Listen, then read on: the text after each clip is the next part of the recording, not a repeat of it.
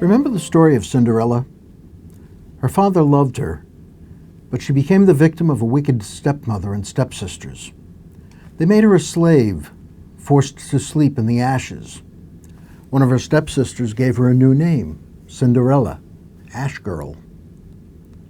Eventually, Cinderella's godmother, a fairy who had been her mother's friend, rescues her, turning degradation into glory and freeing her to become the bride of the prince. Sounds a lot like us, doesn't it?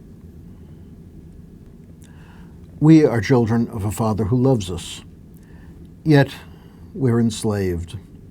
It's clear that I'm not living as a child of God. I'm enslaved to evil, to selfishness, to laziness, to fear. I'm controlled by advertising, by social expectations, by wrong notions of what constitutes health, wealth, or happiness. I spout ideas and prejudices that come from ignorance, my own and that of the world in which I live. I and those I love suffer and die. I'm called to eternal joy, but crouch in the debris of burnt-out hopes and dreams. I live in ashes. So today, we smear ashes on ourselves as a reminder of who we are. Remember that you are dust, and to dust you will return. That means, of course, that I will die and decay or be burnt up, but it also describes my whole life till then. We are all Cinderella. Is that where the similarity ends? Are ashes my whole story?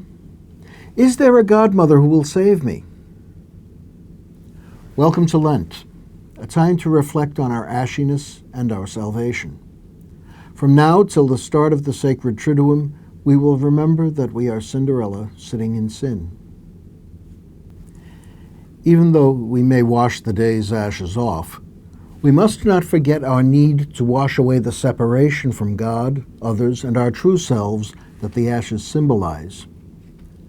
That is the reason we also hear the words of Jesus, "Turn away from sin and be faithful to the gospel." Jesus warns us to beware of practicing your piety before others. Yet this is probably the one day in all the year when Christian piety is most noticeable. But are we parading our piety, or rather, proclaiming our problems? Ashes on my forehead are no guarantee of goodness in my heart. All they declare is the fact that I am not all good. The real test of piety comes in the day-to-day conversion that the ashes remind me I need. Perhaps the real reason we wear our ashes today is to let everyone else who lives on the ash heap know that they're not alone. There is a community of people who are with them, but who believe there is more to our lives than the ashes. So we have 40 days to get ready for the Easter Vigil, the great ball when we celebrate the fact that we, like Cinderella, are invited to glory. And not in some make-believe, but in the reality of God, the most real. However, in Lent, we do well to not allow ourselves to anticipate Easter. God's saving love always embraces us, and at the same time, our ashiness is always with us. But if we're to experience the heights of Easter joy, we should probe the depths from which we're drawn. That is the reason we fast during Lent. We're not punishing ourselves. In fact, one of the prefaces for Lent speaks of this joyful season. By not tasting the foods we like, we give ourselves a taste of life in the ashes, life without the hope of resurrection. In a sense, it is make-believe, this playing at being Cinderella.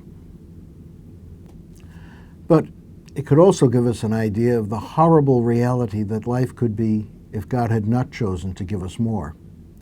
Not an empty stomach, but an empty life. Remember that your dust could be the whole story. Thanks to the baptism we will renew at Easter, we know that ashes are not the whole story. Many of our brothers and sisters think they are.